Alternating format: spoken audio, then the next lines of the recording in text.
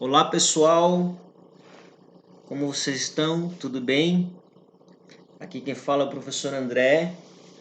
Nós vamos começar a disciplina de Física 1. O professor vai gravar uma aula aqui hoje bem tranquila, para a gente começar bem tranquilão, para não sobrecarregar ninguém, tá bom? Bom, gente, então para a gente começar, a primeira coisa que a gente tem que saber é qual é o significado. O professor está meio atrapalhado aqui com a caneta ainda, mas qual é o significado da palavra física, sabe? Porque muitas vezes as pessoas acabam até um curso de engenharia sem saber o significado dessa palavra, tá? Então eu já vou deixar aqui uma tarefa, que é vocês aí por conta própria chegar a um conceito do que significa isso daqui. Bom, mas num geral a física é dividida em grandes áreas, né? E uma dessas áreas é a mecânica, que é a que a gente estuda aqui em Física 1, tá? Então, dentro da mecânica, basicamente a gente estuda os movimentos. Então, os movimentos, a gente começa com os movimentos simples e vai tornando essa análise um pouco mais complexa ao longo do semestre, ok? Então, a primeira coisa que a gente vai estudar é a cinemática, que é a parte mais simples da análise de movimentos. Por que é a parte mais simples? Porque ela estuda os movimentos, só que ela não se preocupa com as causas. Ou seja, eu não me importo o que causou aquele movimento, se foi uma força, se não foi, sabe? O que eu analiso na cinemática é só simplesmente o seguinte: o corpo está andando, não me importa como é que ele chegou ali. E aí eu começo a analisar ele em algum lugar e termino de analisar em outro lugar. Eu crio um espaço, uma lacuna de observação. Como é que ele chegou aqui? Como é que ele vai sair daqui? Não me importa agora, tá? Por isso a parte de cinemática é a parte mais simples. O professor vai definir aqui algumas coisinhas simples. Por exemplo, o que é um ponto material e o que é um ponto extenso. Um ponto material e um ponto extenso, na verdade, eles podem ser a mesma coisa. Só vai depender de quem observa. Por exemplo, aqui, ó, no caso aqui a gente tem, sei lá, uma formiga. Uma formiga em relação a uma calçada. Vocês percebam que as dimensões da formiga em relação a uma calçada, elas são praticamente desprezíveis. Então, se aqui é a calçada, lá é a formiga, ó. Percebam, é um ponto em relação a essa calçada, sabe? Então, isso é um ponto material. Só que essa mesma formiga pode se tornar um ponto extenso. Se eu comparar essa formiga, por exemplo, com um mosquito. Então, as dimensões dos dois corpos já são relevantes, sabe? Vou passar aqui o próximo slide. Perdão. Então, aqui, ó. Por exemplo, um caminhão em uma pequena rua. Um caminhão em uma pequena rua, eu posso considerar ele como um ponto extenso, porque as dimensões dele são relevantes em relação à rua. Agora, se eu pegar o mesmo caminhão e analisar ele numa vista aérea, por exemplo, da BR-101, e eu olhar ele lá de cima aqui, de um helicóptero, por exemplo, ele já vai se tornar um ponto material e não um corpo extenso. Então, gente, a definição de corpo extenso e ponto material depende de quem? De quem olha e depende de com quem eu estou comparando, tá? Muito bem. Que tipo de corpo nós vamos estudar, professor? O ponto material ou o corpo extenso? Os dois, tá? Ao longo do semestre a gente vai estar estudando os dois. Vamos adiante aqui. O que está aqui no balãozinho é o que o professor acabou de falar, ou seja, depende do referencial de observação. A trajetória é uma coisa muito importante de a gente estar debatendo. Ao longo do semestre a gente vai debater isso com bastante calma. A trajetória de um corpo também depende do referencial. O que é um referencial? O próprio nome já está dizendo, é uma referência. Geralmente na física a gente usa a referência como um plano cartesiano. Por quê? Porque eu tenho um zero. A partir daqui eu vou na vertical, para cima ou para baixo, ou para horizontal, para cima e para baixo. Então eu posso dizer, olha, esse corpo está a tantos metros desse meu referencial. Então o referencial é uma das coisas mais importantes na análise da cinemática, da dinâmica, da mecânica propriamente dita, tá? Então, por exemplo, aqui, esse corpinho aqui caindo, ó. Para quem olha de fora, olha a trajetória dele, vai ser uma parábola, né? Sabe? Porém, para quem olha de dentro do avião, ele caindo, ele vai estar olhando isso aqui, ó. Ai, perdão, gente. Ó. Ele vai estar vendo uma linha reta caindo. Então é o mesmo corpo, a mesma trajetória, porém observada por dois observadores diferentes. Então a trajetória depende de quem olha. Então eu necessariamente tenho que colocar sempre uma referência em tudo que eu estou fazendo. Eu geralmente uso essa referência aqui. Eu boto um plano cartesiano, ponho um zero, chamo esse cara de x, esse cara de y, para lá positivo, para cá positivo. Geralmente eu uso essa referência aqui, tá? Em casos de movimento como esse aqui do avião, às vezes eu só inverto o plano inclinado e ponho ele assim, ó. Ponho o x para cá, positivo, e ponho o y para cá, ó, positivo para cá. Por quê? Porque ele está caindo nesse sentido. Então vai ficar mais fácil analisar, tá? Mas tem que ter uma referência sempre, gente.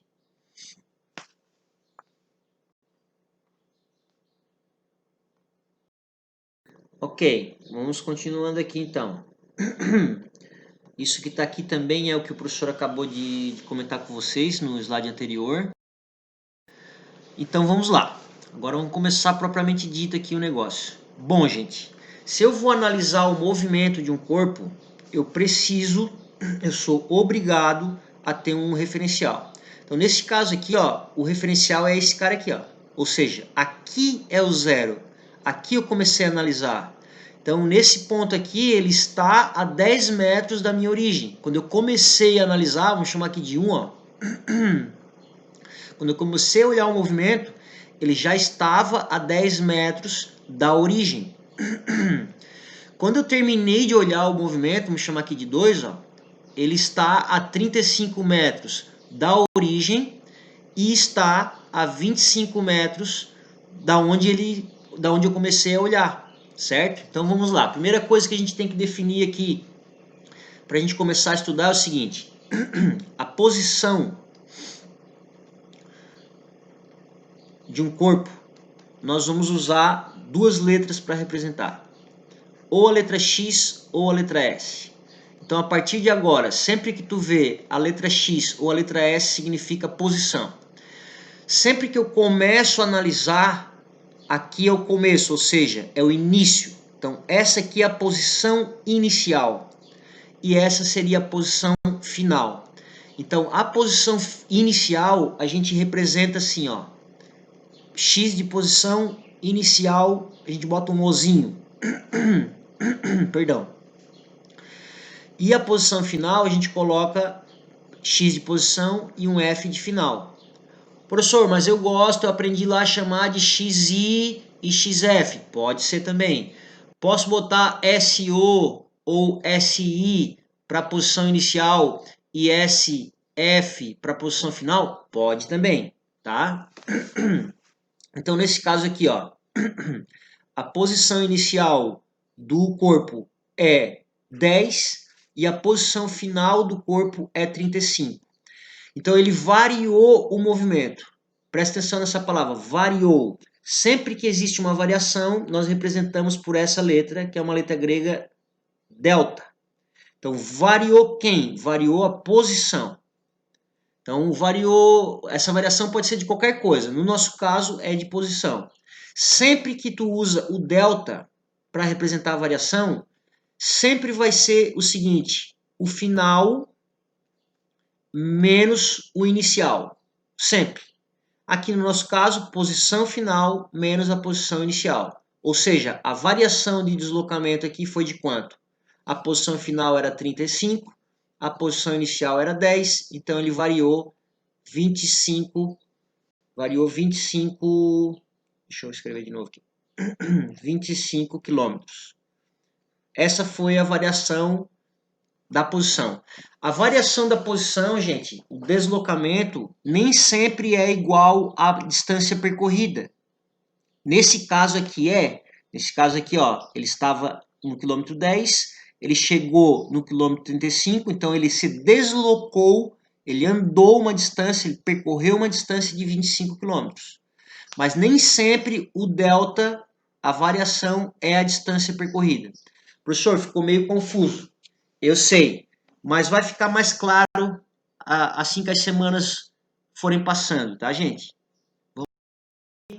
Ó, tudo isso aqui é o que o professor acabou de explicar no slide anterior, tá? Que bonitinho para vocês. Vamos. E aí então a gente entra na questão da velocidade escalar média. Bom, a velocidade escalar média, ó, já está a equaçãozinha dela aqui, né? Vai ser o delta x pelo delta t. Então veja bem, gente, ó, aqui vale a pena a gente começar a falar das unidades. Para quem não lembra ou não tá lembrado ou nunca viu, existe o que a gente chama de SI, que é o Sistema Internacional de Unidades. Nele nós vamos ter posição, que nos interessa agora, tá? Posição e tempo. Então a posição nós vamos medir sempre em metros e o tempo nós vamos medir sempre em segundos. Consequentemente, se o ΔX ó, é a variação da posição, então essa variação vai ser dada em metros. O ΔT, a variação do tempo, vai ser dado em segundos. Ou seja, já sai a unidade aqui ó, da velocidade, metros por segundo. Então a velocidade de um corpo o que é? Ela é a relação, a razão entre a metragem que ele andou e quanto tempo ele levou para fazer isso. Existem vários tipos de velocidade, gente. Nós estamos trabalhando agora com a velocidade média, ou seja, é uma média. Não quer dizer que foi exatamente aquilo, porque, por exemplo, assim, ó, um carro começou a andar, andou 10 minutos, daí ele parou para tomar um café, daí ele andou mais 10 minutos a 60 km por hora, daí ele acelerou, foi para 100 km por hora, daí ele freou, foi para 10 km por hora. No final, eu não tenho como saber qual foi a velocidade absoluta dele, porque ele parou, ele acelerou, ele freou, então eu faço uma média. Uma média não é somar tudo e dividir, tá? A gente vai ver mais pra frente aqui, tem que tomar cuidado. Só um minutinho. Tá, uma coisa aqui importante, ó. Vamos lá. É o seguinte, nem sempre as unidades vão estar já no padrão do SI, né? Então, às vezes aqui eu vou ter em quilômetros, às vezes eu vou ter em centímetros, milímetros e assim por diante. Mas se ele pedir no SI, eu sempre vou ter que fazer essas transformações de unidades, tá? Então, para quem não lembra aqui como se faz já a transformação de unidade de quilômetro por hora para metros por segundo, é o seguinte, gente, ó. Vamos supor que eu tenho um valor aqui de 72 km por hora e eu preciso transformar ele para metros por segundo. Basta eu dividir ele por 3,6. Isso vai me dar 20 metros por segundo. Se eu tenho em metros por segundo e eu quero em quilômetros por hora, basta fazer o contrário. Multiplicar por 3,6, tá?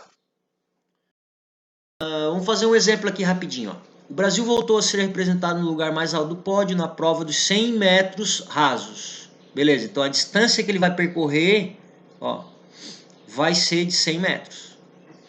Ele vai sair de um ponto e vai chegar em outro. E ele vai se deslocar 100 metros. Após 28 anos com a vitória de Rosângela Santos, que marcou o tempo de 11, olha só o tempo, ó. Tempo de 11 segundos. Ok? Vamos passar um pouquinho para frente aqui. Então, 11,22 segundos, perdão. Se dividirmos, então o que eu tenho que fazer para achar essa velocidade? Ó? A velocidade média. A velocidade média é o deslocamento pelo tempo. Ou seja, ele se deslocou 100 metros em um tempo de 11,22 segundos. Ó, já vai sair a velocidade aqui em metros por segundo, ó, bonitinha. Fazendo essa divisão aqui, eu tenho um valor aqui de 8,91 metros por segundo. Ó. E agora para chegar em quilômetros por hora, basta multiplicar por 3,6 e aí a gente vai chegar nessa velocidade aqui, ó, 32 km por hora. Vamos fazer um outro. Perdão. A distância entre o marco zero do Recife, o marco zero do Recife, uma referência, e o marco zero de Olinda é 7 km. Ou seja, a distância, o deslocamento para uma pessoa ir de Recife até Olinda ou vice-versa, desses dois pontos, é de 7 km. Supondo que um ciclista gaste 1 hora e 20 minutos. Olha só, gente, já está misturada as unidades, hora com minuto, tá? Levando em conta que ele ainda parou 10 minutos para descansar. Então vamos lá, ele sai daqui, vai para lá. Nesse percurso ele leva 1 hora e 20 minutos e ele ainda para descansar mais 10 minutos. Ou seja, ele leva 1 hora e 30 minutos. 30 minutos equivale a meia hora, certo? Então o tempo total que ele vai levar vai ser o quê? Vai ser 1,5 horas. Agora sim, eu tenho o tempo em hora, eu tenho a velocidade em quilômetro, o deslocamento em quilômetro, eu posso encontrar a velocidade que é o deslocamento pelo tempo. E aí já vai me dar em quilômetros por hora, tá? Vou passar aqui adiante. Aqui está o que o professor falou, a continha já, Só um minutinho, o lápis não está funcionando. Aqui, 1 hora e meia é o tempo, 7 km, faz aquela divisão, tu tens 4,66 km por hora. Professor, se eu quiser saber por metros por segundo, divide por 3,6, tá? Mais um exemplo, O menino sai de sua casa e caminha para a escola, dando em média 1 passo por segundo. Presta atenção nessa informação. 1 passo por segundo. Se o tamanho médio do seu passo é de 40 centímetros, olha só, uma coisa que o professor já vai fazer, transformar isso aqui para metro. Então isso aqui é 0,4 metros. Então significa que ele dá 1 passo por segundo, ou seja, significa que ele anda 0,4 metros a cada segundo. Olha só, já saiu a velocidade do moleque aqui, E ele gasta 5 minutos no trajeto. Qual que é a distância? Olha, quer saber qual que é a distância entre a sua casa e a escola? Então vamos lá. Se eu sei que velocidade é o deslocamento pelo tempo, eu já sei quem que é a velocidade, 0,4. Eu quero saber qual que é o deslocamento, qual que é a distância dele. Quero saber esse cara. E aqui embaixo eu vou colocar o tempo de 5 minutos, só que aí eu tenho que fazer o seguinte, se esse cara está em segundos, esses 5 minutos também vai ter que estar em segundos. Cada minuto tem 60 segundos, né? Então 60 segundos vezes 5, 5 vezes 6, 30, vai dar 300 segundos. Faz essa multiplicação aqui, que tu vai encontrar qual que é o ΔS. Vamos ver aqui na frente se já está. A resolução. Aqui, 300 segundos, não, mais para frente. Aqui, o 0,4, né, metros por segundo, vezes o tempo de 5 minutos em segundos, faz essa multiplicação, a distância da casa dele até a escola é de 120 metros, tá? Bom, gente, aqui tem um exercício que já é um pouquinho mais difícil, o professor vai deixar ele agora para vocês resolverem, e depois a gente vai ver como é que é a resolução. Então, a princípio parece que está faltando dados, mas não está. Então, o que eu sugiro para você sentar fazer esse exercício é, primeiro desenha ele, o Rincão está aqui, Cristiano está aqui, bota os dados que tu tem, faz as duas situações, ele vai, depois ele volta, sabe? Vai começando assim. Tu só tem uma equação para usar, que é essa aqui, Não tem como ser diferente. Então, tu pega os dados que tu tem, desenha e tenta usar essa equação aqui. Não vai sair de uma vez só. Tu vai ter que fazer 3 contas, tá? Uma para ida, uma para volta e uma média, digamos assim. Vou deixar aqui de desafio e hoje mesmo a gente já vai ver a resolução. Tá bom, gente? O professor fez essa aula aqui hoje mais tranquilinha, pra gente começar de leve, tá? E é isso aí. Valeu, um abraço.